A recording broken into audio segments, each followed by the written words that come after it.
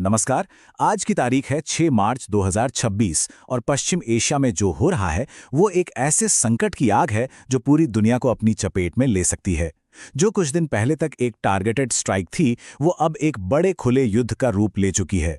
तो चलिए आज मिलकर समझते हैं कि ये सब कैसे हुआ, क्यों हुआ और इसका हम पर, भारत पर क्या असर पड़ सकता है। हो सकता है ये खबरें हमें किसी दूसरे देश की लगें, हमसे बहुत दूर, लेकिन जैसा कि कहा गया है, ये कोई विदेशी समाचार नहीं है। ये हमारे राष्ट्रीय हितों के लिए एक सीधा खतरा है। पर सवाल ये है कि क्यों? आखिर पश्चिम एशिया में लगी इस आग की लपटें हम तक पहुंच कैसे सकती हैं? चलिए इसी सवाल का जवाब ढूंढते हैं। इस पूरे मामले को ठीक से समझने के लिए हम इसे 4 हिस्सों में बांटकर देखेंगे। सबसे पहले हम जानेंगे कि ये संकट इतनी तेजी से फैला कैसे। फिर हम देखेंगे कि इन हमलों के पीछे का मकसद क्या बताया गया और असल में उसका नतीजा क्या निकला। इसके बाद हम भारत के लिए इसके क्या मायने हैं, इस पर गहराई से बात करेंगे। और आखिर में हम ये समझने की कोशिश करेंगे कि कूटनीति के स्तर पर आगे क्या किया जा सकता है। तो चलिए सबसे पहले ये देखते हैं कि ये संकट इतनी तेजी से कैसे फैल गया। आपको जानकर हैरानी होगी कि सिर्फ एक हफ्ते के अंदर ही पूरा का पूरा क्षेत्र युद्ध की आग में घिर चुका है। तो देखिए, सब कुछ शुरू हुआ एक बड़े धमाके से।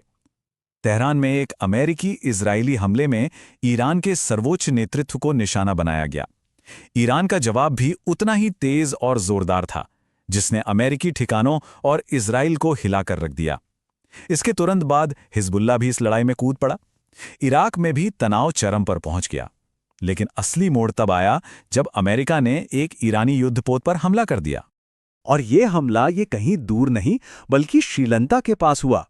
इसका सीधा सा मतलब है कि ये लड़ाई अब पश्चिमी एशिया की सीमाओं से निकलकर सीधा भारत के दरवाजे पर यानी हिंद महासागर तक आ पहुंची है।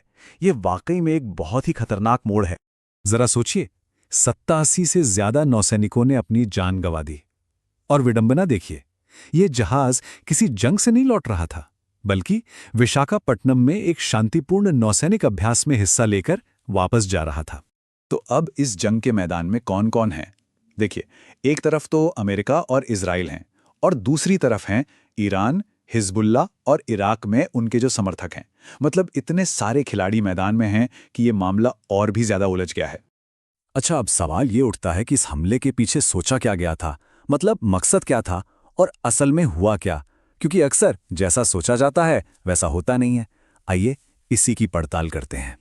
देखिए, दावा ये किया गया था कि ये हमला ईरान को परमाणु हथियार बनाने से रोकने के लिए है, उसे आज़ाद कराने के लिए है या फिर अपनी आत्मरक्षा के लिए किया गया है। लेकिन नतीजा आपके सामने है। एक भयानक युद्ध, डिप्लोमेसी की सालों की मेहनत पर पानी फिर गया, पूरी दुनिया की अर्थव्यवस्था को एक बड़ा झटका लगा और अंतर्राष्ट्रीय कानूनों की तो सरेआम धज्जियां उड़ गई।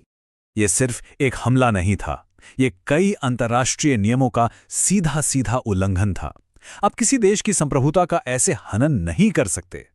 आत्मरक्षा का बहाना भी यहां नहीं चलता, क्योंकि बातचीत के रास्ते तो खुले थे। और शायद सबसे बड़ी बात, इसने उस अलिखित नियम को भी तोड़ दिया जो कहता है कि आप किसी देश के सर्वोच्च नेता को सीधे निशाना नहीं बनाते।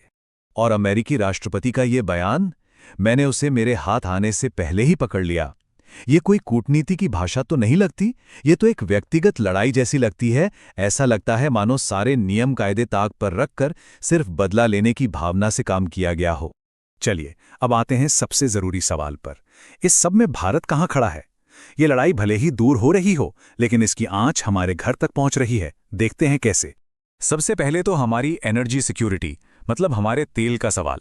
हम अपने तेल के लिए काफी हद तक इसी इलाके पर निर्भर हैं। फिर वहां काम करने वाले हमारे लाखों भारतीय लोग, उनकी सुरक्षा का सवाल है। हमारी अपनी अर्थव्यवस्था और हाँ, पूरे क्षेत्र की शांति, मतलब सब कुछ दांव पर लगा है। और इसका असर तो हमारी जेब पर पड़ना भी शुरू हो गया है। देखिए, तेल की कीमतें जो पहले $65 प्रति बैरल थीं, अब $83 को भी पार कर गई हैं। ये हमारी अर्थव्यवस्था के लिए कोई छोटा मोटा झटका नहीं है, ये एक बड़ा झटका है। तो अब सवाल ये है कि ऐसे में भारत को करना क्या चाहिए? इस मुश्किल घड़ी में हम क्या कदम उठा सकते हैं? तो चलिए अब आगे के रास्ते पर नजर डालते हैं। विशेषज्ञों का इस बारे में क्या कहना है? भारतीय विदेश नीति के लिए आगे का रास्ता क्या हो सकता है? आइए कूटनीति के नजरिए से इसे समझते हैं।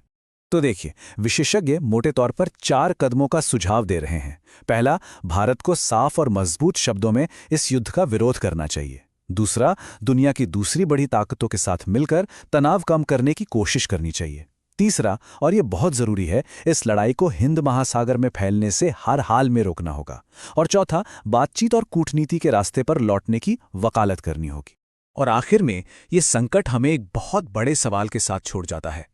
जब दुनिया के ताकतवर देश एक तरफा कार्रवाई करने लगें और नियमों को ताक पर रख दें, तो फिर डिप्लोमेसी का, कूटनीति का भविष्य क्या है? ये एक ऐसा सवाल है जिसका जवाब शायद हम सबको मिलकर खोजना होगा।